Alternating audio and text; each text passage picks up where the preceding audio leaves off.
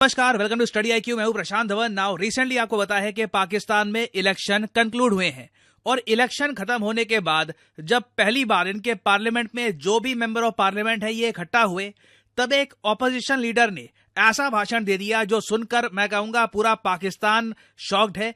और पूरे इंडियन सब कॉन्टिनेंट में आप इवन देखो, बांग्लादेश में, इंडिया में कई जगह सोशल मीडिया पर इस भाषण की क्लिप्स वायरल हो चुकी है। यहाँ पे आप देख पाओगे कई आपको आर्टिकल दिखेंगे इस भाषण के बारे में, क्योंकि इंडिया का यहाँ पर मेंशन किया गया है और ये हेडलाइन आपको हर जगह मिलेगी कि वी मतलब के Pakistan, we beg to avoid bankruptcy, जबकि इंडिया एम कर रहा है to become a super power. Now इस टॉपिक पे आगे बात करने से पहले मैं चाहता हूं कि पाकिस्तान के पार्लियामेंट में खड़े होकर इनके ऑपोजिशन के बड़े लीडर क्या कहते हैं, ये आप सुनिए। 1 मिनट की एक क्लिप है।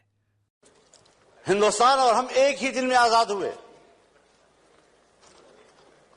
15 अगस्त 1947 को सुबह 8 बजे दिल्ली में लॉर्ड माउंटबेटन ने इंडिया के गवर्नर जनरल का हल्फ उठाया और कराची में कायदे आज़म मोहम्मद अली जिन्नाह ने हल्फ उठाया। एक ही दिन हम आजाद हुए। आज वो दुनिया की सुपर ताकत बनने के ख्वाब देख रहा है और हम दिवालियापन से बचने के लिए भीख मांग रहे हैं कि डिफॉल्ट न हो जाए हम लोग।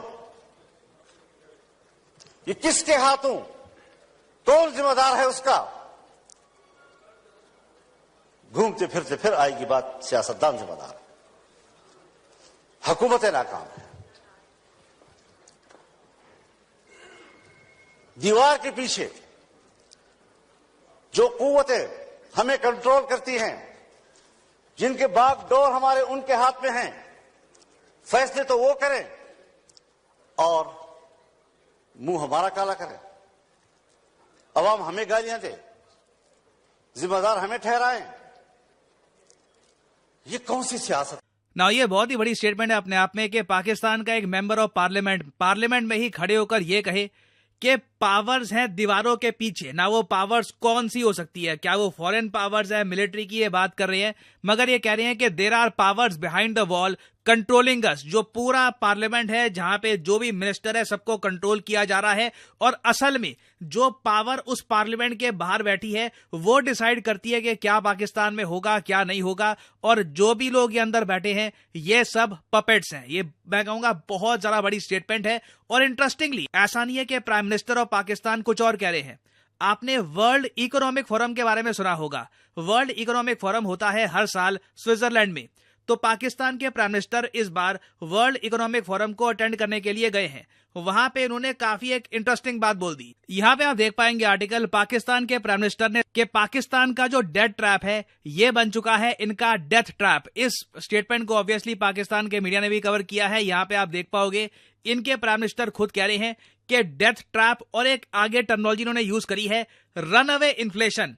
ये इतनी ज्यादा है कि ये एक ह्यूज चैलेंज पोज करती है इन फ्रंट ऑफ पाकिस्तान। और आने वाले टाइम में होगा यही कि पाकिस्तान में जो इन्फ्लेशन आएगी ना वो इतनी ज्यादा होगी कि आम आदमी इसको बर्दाश्त नहीं कर पाएगा। मैं आपको इन्फ्लेशन से जुड़ी एक बहुत ही इंटरेस्टिंग चीज दिखाता हूं, इससे आप समझ पाओगे पाकिस्तान में इनके पार्लियामेंट से लेकर इनके प्राइम मिनिस्टर में इतना डर क्यों है।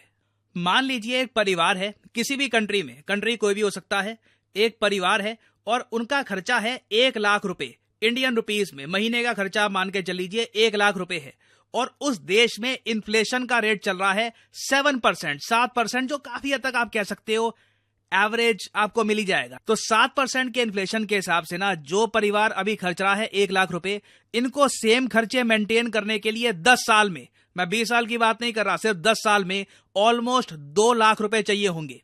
नाउ ये तो मैं बात कर रहा हूं इन्फ्लेशन रेट की जब होता है ये 7% पर। अगर महंगाई दर थोड़ी और आगे चली जाए, 20% के आसपास चली जाए, जो पाकिस्तान में लंबे समय से बनी हुई है, 24%, 20%, अभी हमने देखा है कि अप्रैल में और मई में थोड़ी सी ये ईज हो सकती है, 18-19 के आसपास इन्फ्लेशन हो सकती है। तो अगर हम 18-19% का देखें ना, तो वैसे ज्यादातर आपको इन्फ्लेशन कैलकुलेटर में जो मैक्सिमम इन्फ्लेशन मिलेगी ना वो 15% की होती है, क्योंकि 15% के ऊपर अगर महंगाई दर है ना तो मतलब कि वो देश बहुत बड़े संकट में है। 15% की इन्फ्लेशन से ही ना, जिस फैमिली का 1 लाख रुपए में गुजारा हो रहा था, 10 साल बाद उनको 4 लाख चाहिए होंगे same standard of living maintain करने के लिए। तो होने क्या वाला है, सिंस पाकिस्तान में जो इन्फ्लेशन है ये किसी कैलकुलेटर से भी आ गया है, कोई अगर सोचता है कि इतनी इन्फ्लेशन हो सकती है, उससे भी ज्यादा इनकी इन्फ्लेशन है। यहां पर क्या है कि लोगों का स्टैंडर्ड ऑफ लिविंग लगातार गिरता जाएगा। जो मिडिल क्लास है ये लोअर मिडिल क्लास बन जाएगी, लोअर मिडिल क्लास पॉवर्टी में जा सकती है। और साथ ही साथ लोगों में गुस्सा ये भी है कि इनके पॉपुलर लीडर इमरान खान ये अभी भी जेल में है। तो इसलिए पाकिस्तान के मेंबर ऑफ पार्लियामेंट काफी चिंतित हैं कि जो ये सारा गुस्सा है महंगाई का, ये इमरान खान का, कई और चीजों का, ये इवेंचुअली जब फटेगा ना और सामने आएगा, कोई बड़ी बात नहीं है, पाकिस्तान में गवर्नेंस संभालनी इनको मुश्किल पड़ जाए। और आपने इसलिए देखा होगा कि अप्रैल 2024 के महीने में वर्ल्ड बैंक ने यह कहा था कि 10 मिलियन लोग, मतलब कि 1 करोड़ लोग पाकिस्तान में पॉवर्टी में जा सकते हैं। और इसका रीजन क्या है? पहली बात तो इकोनॉमिक ग्रोथ रेट बहुत कम है। इंडिया जहां पर आराम से 6.5 से लेकर 7% या काफी बार उसके भी आगे हम ग्रो कर लेते हैं, ऑन एन एवरेज आप कह लीजिए 7% से ऊपर ग्रोथ रेट हम दिखा रहे हैं। पाकिस्तान की ग्रोथ रेट 1.8% के आसपास है। और इन्फ्लेशन जैसे कि यहाँ पे आप देख पा रहे हैं ये 26% था in the current fiscal year. Calculator तोड़ देता है पाकिस्तान। मतलब कोई, मैं इतने इन्फ्लेशन का ना हिसाब कितना लगेगा कि कहां पे जाके लोगों की सेविंग्स पहुंच जाएगी, कितनी महंगाई बढ़ जाएगी, ये एक बार को कैलकुलेट करना भी मुश्किल पड़ जाता है। और एक थोड़ा सा वैसे आपको अंडरस्टैंडिंग के लिए ये बता रहा हूं कि मार्च महीने में जो इंडिया की रिटेल इन्फ्लेशन है ये 4.85% के आसपास पहुंच गई थी। नाउ एक इंटरेस्टिंग बात यहां पर यह भी आती है विदेशी मुद्रा भंडार की। आई एम श्योर आपने देखा होगा कि पाकिस्तान ने इंटरनेशनल मॉनेटरी फंड से $1.1 बिलियन का लोन उठाया है। इस पर बहुत सारे आर्टिकल्स पब्लिश हुए थे कि जो ये लोन है ये पाकिस्तान को मिल चुका है। तो क्या इससे इनको कुछ हेल्प नहीं मिलेगी? देखिए, ये पैसा पाकिस्तान क्या करता है, अपने विदेशी मुद्रा भंडार में शो कर देता है अपनी करेंसी को सपोर्ट करने के लिए। अब जो मैं आपको दिखाने वाला हूं ना, ये आपके लिए शॉकिंग होगा। यहां पे आप देख पाओगे list of countries with foreign exchange reserves. India rank 4 पे आपको मिलेगा, रैंक 1 पे है चाइना। चाइना के पास सबसे ज्यादा यूएस डॉलर्स हैं, तो इसलिए बाय डिफॉल्ट ये आपको टॉप पे मिलेंगे। नंबर 2 पे आपको मिलेगा जापान। नाउ इंटरेस्टिंगली पाकिस्तान को ढूंढने के लिए ना आपको नॉर्थ कोरिया से भी नीचे जाना होगा। ये मुझे आज तक समझ नहीं आया कि ये नॉर्थ कोरिया के नीचे कैसे चले गए। एक ऐसा देश जिस पर सैंक्शन लगे हैं, एक ऐसा देश जो FATF ब्लैकलिस्ट में है। नाउ यहाँ पे आप देख पाओगे बहुत ज्यादा स्क्रॉल करने के बाद ना यहाँ पे 81st स्पॉट पे आपको नॉर्थ कोरिया से पीछे मिलेगा पाकिस्तान। पाकिस्तान के पास टोटल आज के समय $8 बिलियन के रिजर्व्स हैं। इनमें से बहुत सारा पैसा इन्होंने IMF से भी उठाया है। कुछ पैसा इनको UAE और सऊदी अरेबिया से भी मिला था लोन के रूप में, वो रोल ओवर करते रहते हैं उसको काफी बार। कुछ पैसा चाइना से भी आया है। जो ये $8 बिलियन आप देख रहे हैं ना, ये भी अपने आप में एक बहुत ज्यादा फ्रेजाइल अमाउंट है। और आप देखोगे पाकिस्तान के नीचे आपको मिलेगा फिनलैंड। फिनलैंड देखो यहां पर आपको अगर दिख रहा है, और ये आप ये सोच रहे हैं कि फिनलैंड इतना नीचे क्यों, इवन दो ये एक डेवलप्ड कंट्री है। इसके 2 रीजन है। फिनलैंड के पास बहुत सारे गोल्ड रिजर्व्स हैं, वो लोग गोल्ड पे ज्यादा फोकस करते हैं। उसके अलावा फिनलैंड की आबादी है सिर्फ 55 लाख। पाकिस्तान की आबादी 22-23 करोड़ के आसपास है। नाउ मैं एक बात यहां पे आपको बता दूं कि हम इंडिया पाकिस्तान को कंपेयर नहीं कर रहे। मेन बात यहां पर देखने वाली ये है कि अभी जो स्थिति पाकिस्तान में बनी हुई है इससे होगा क्या। ये देखिए एक बहुत ही जरा सिंपल फॉर्मूला है।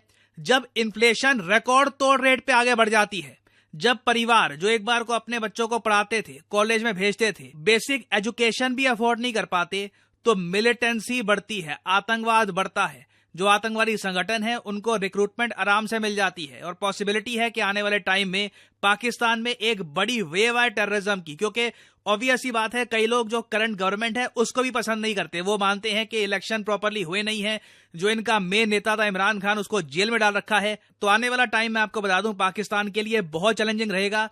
और इंडिया के लिए इंपॉर्टेंट ये है कि हम इंश्योर करें कि पाकिस्तान में जो ये राइजिंग मिलिटेंसी है ना, इसका नेगेटिव इंपैक्ट कहीं भी भारत पे ना आए। भारत में कहीं से जो ये इनके आतंकवादी हैं ये भी अटैक करना ना स्टार्ट कर दें। नहीं तो मैं आपको बता दूं एक बहुत बड़ी वेव आने वाली है आतंकवाद की in Pakistan in the next 5 years, अगर इनकी इकोनॉमिक सिचुएशन ऐसी ही रहती है। वीडियो खत्म हो गई। फजलुर रहमान को पहली दफा भाई साहब कोई अच्छी बात ढंग की करते हुए सुना, नहीं तो मैं तो इसको अच्छा लीडर मानता ही नहीं था भाई शुरुआत से। जो आज जो बातें की है ना असेंबली में, वो बात जो की है बिल्कुल सही की है। ये इससे पहले 1 साल में आजाद हुए ना 1947 में, वो कहाँ पहुंच गए, हम कहाँ बैठ गए। फजलू की जो तकरीर है ना, इससे पहले आप देखा ना, जो पीटीआई का वो स्पीकर बने हुए थे ना, उसने भी यही बात की है। लेकिन फर्क ये है, वो तो हर रोज बात करते हैं, फजलुर रहमान के मुंह से ये लफ्ज निकले पहली दफा सुनी है, पहली दफा, इसलिए ज्यादा इतनी मतलब हाइट दिखाया जा रहा है।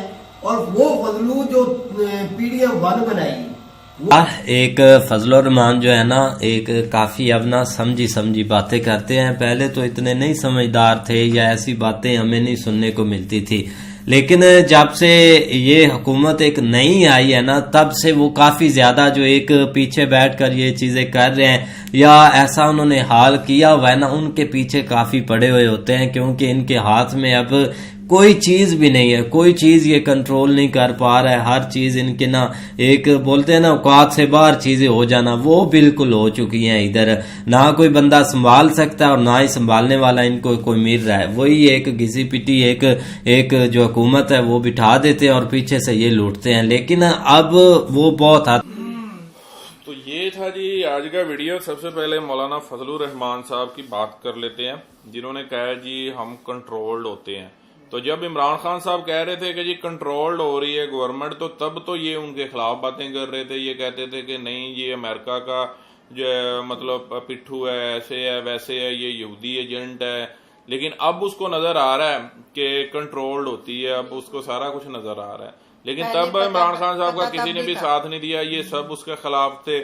यहाँ तक कि गवर्नमेंट लेने के लिए इन लोगों ने क्या कर दिया कि अब ये एक किस्म का मुसल्लत हुए है ना पार्लियामेंट के ऊपर। अगर हम बात करें तो इनकी तो गवर्नमेंट बनती नहीं थी, अवाम ने जिनको सिलेक्ट, भाई नो प्रॉब्लम, हमारे पास मोदी जी होंगे उस टाइम में तो इंडिया इज सेफ।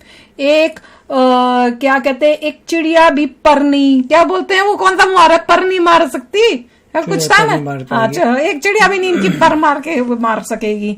हम हमारे सब वहाँ पे, देखिए पॉइंट यही था कि उनको प्रॉब्लम्स आ रही हैं, इन्फ्लेशन बढ़ रहा है, पॉपुलर लीडर को अंदर किया हुआ है, तो लोग तो शोर मचाएंगे। और उनका ट्रैक रिकॉर्ड भी ऐसा कि कभी भी कोई भी इंसान जो है पूरा अपना टर्म नहीं कंप्लीट कर पाता। Very good. तो उनके साथ वही होगा जो होना था, कर्मा। वही मजे की बात यह है कि अब फाइनली उनका डाउनफॉल नजर आ रहा है, और मोदी जी से पहले उनका डाउनफॉल नजर नहीं आता था। वेरी गुड, मैं तो कह रही हूँ तो जो भी हो रहा है मोदी जी ही